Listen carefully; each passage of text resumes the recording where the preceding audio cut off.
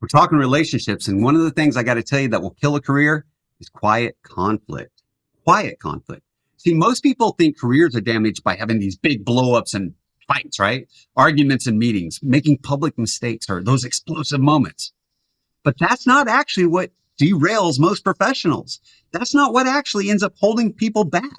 See, most careers, they aren't destroyed loudly. Don't get me wrong. There are some that go viral, especially during a concert.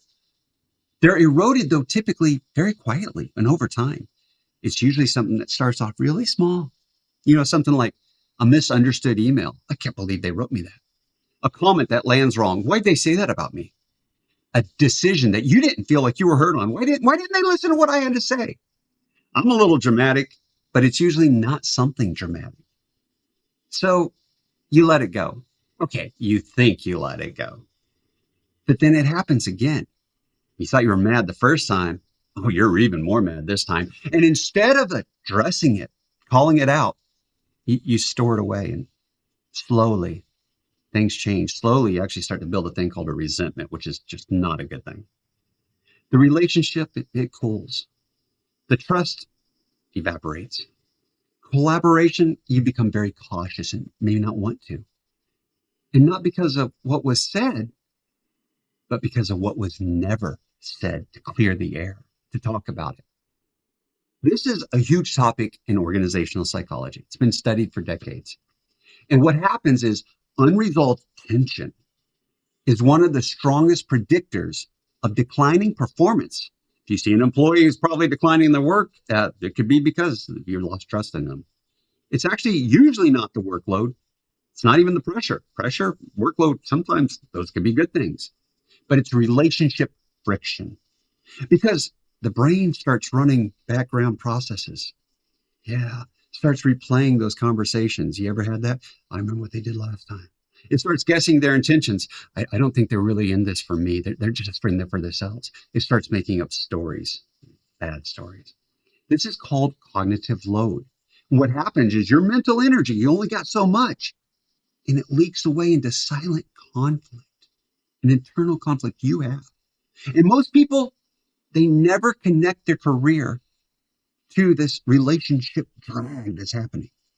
There's also something called negativity bias.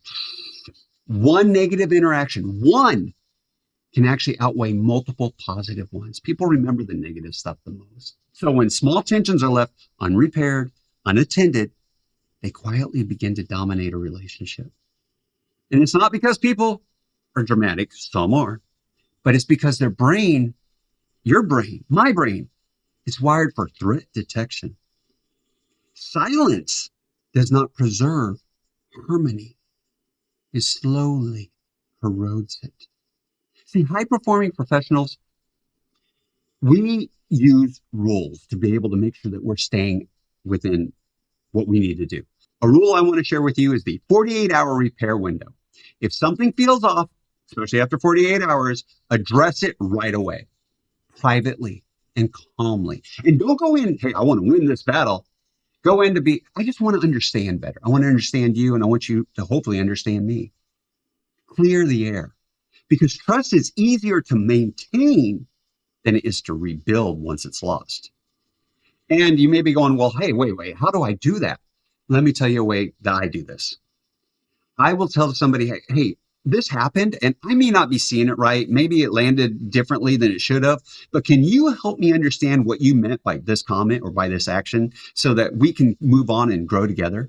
See, this reduces defensiveness when you say it that way, because I'm not saying they're responsible. I'm saying this is what I saw, and I want to understand them. See, strong careers aren't conflict-free. In fact, one of the best friendships in my life I ever had started off with a fist fight. We didn't actually fight, but it got very close. And I've had the same happen professionally with people I totally didn't agree with. But I said, hey, let me sit down. Let me talk to you. Let me learn more about you. And now they're great colleagues. Though I still don't agree with them some days.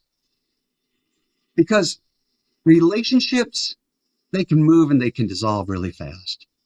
And the best thing you can ever have is to build that relationship, get the clarity. We talked about that last month. Because clarity always beats that slow, quiet, eroding resentment.